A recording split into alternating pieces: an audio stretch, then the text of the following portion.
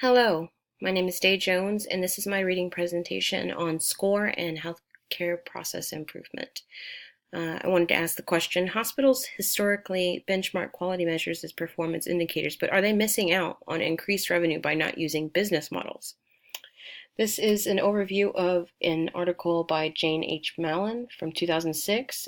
She observed a New York hospital's approach to improving financial performance through business metrics.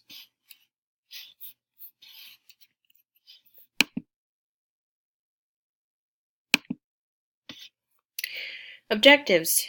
At the completion of this presentation, you should be able to describe deficiencies in standard hospital benchmarking, summarize SCOR and how it may benefit the healthcare industry, outline the steps in benchmarking using SCOR and other business metrics, and evaluate solutions and key improvements using SCOR metrics.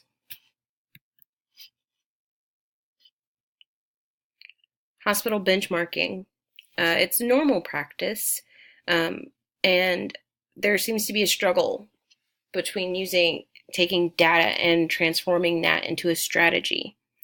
Now, from examining the article, it is clear that managing unit costs and performance metrics are the key to financial improvement.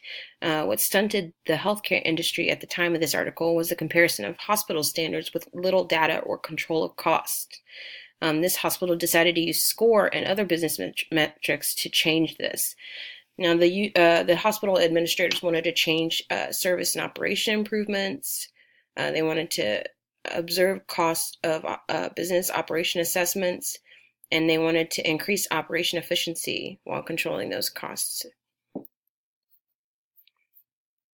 Since they didn't have the tools to use it, they decided to use SCOR metrics. And we will tell you what is SCOR in the next slide. SCOR is the Supply Chain Operations Reference Model. It's developed by the Supply Chain Council for manufacturers, actually. The three elements it's composed of are defining and measuring supply chains, discovering link weaknesses in processes, and identifying methods for improvement from those weaknesses. The hospital in New York had to ask business-related questions as opposed to healthcare standard questions before they could begin their analysis. Who were their customers? How did they breed loyalty in their customers? How did they get an edge over their competition? How did they optimize inventory and resources?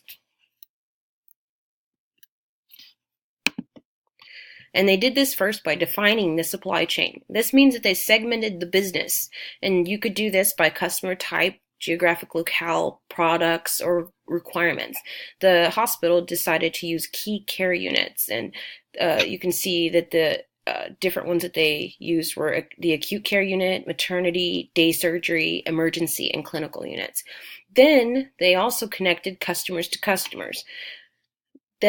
In that they determined what customers affected the customers in each of those care units to establish a full disclosure of operational costs. For example, referrals from other hospitals to the emergency unit or to surgery.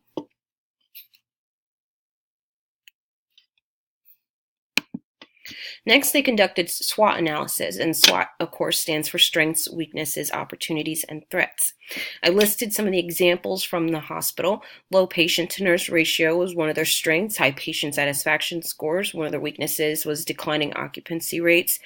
Opportunities that they had to improve were they could use their excess capacity for long-term care, and threats to their business were rising labor costs that could force staffing cuts. For each supply chain, a SWOT analysis was conducted with a strategic vision in mind for the future. Also, this part of the example was for the acute care supply chain. Next, we'll look at the SCOR metrics. There are two types of SCOR metrics, external and internal to the company. Examples would be patient-to-nurse ratio, turnaround time, and customer satisfaction, and internally would be looking at overhead costs, accounts receivable, aging, and labor costs. Now, using a balanced analysis, administrators could use SCOR metrics to choose where they wanted to surpass or become even with their competitors.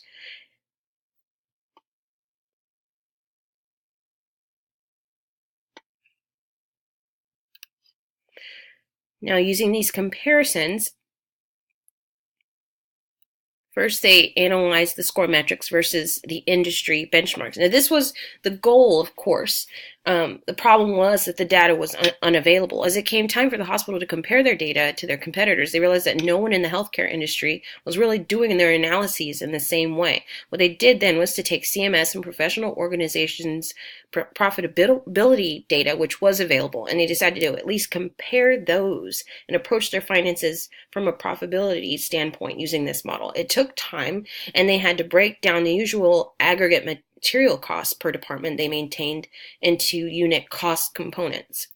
Then they conducted a gap analysis in addition to analyze their processes to discover waste and inefficiency. They discovered excess inventory in every department, first in, first out was not being used, patients waiting around and not being properly handed off to personnel, which was interfering with nursing care, and paper duplicates were delaying accounts receivables doing their job. Solutions. Of course, they wanted to streamline work processes and materials. They decided to do work orders on patients so that they could keep track of every handoff that was made. They used Lean and Six Sigma, and there is a combination, in inventory organization to organize their inventory.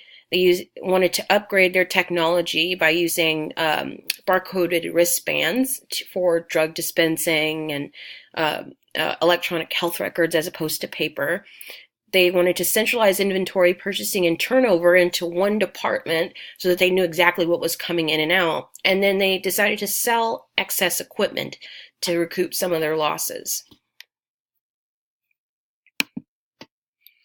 In the first year, there was a decrease of 2% in the drug inventory, increase of 8% in MRI referrals, and this was due to the fact that scheduling was improved, optimized.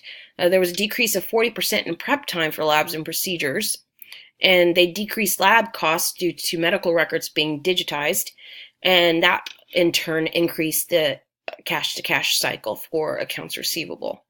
Now, improving financial performance is difficult in the face of decreased revenue and increased competition. The healthcare industry can't control revenues in the same way businesses do, due to not being able to control reimbursements, but they can control costs, however.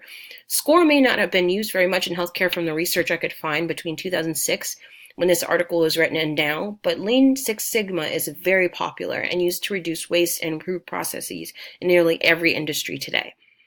All right, with that, I'll close my presentation. Thank you for listening.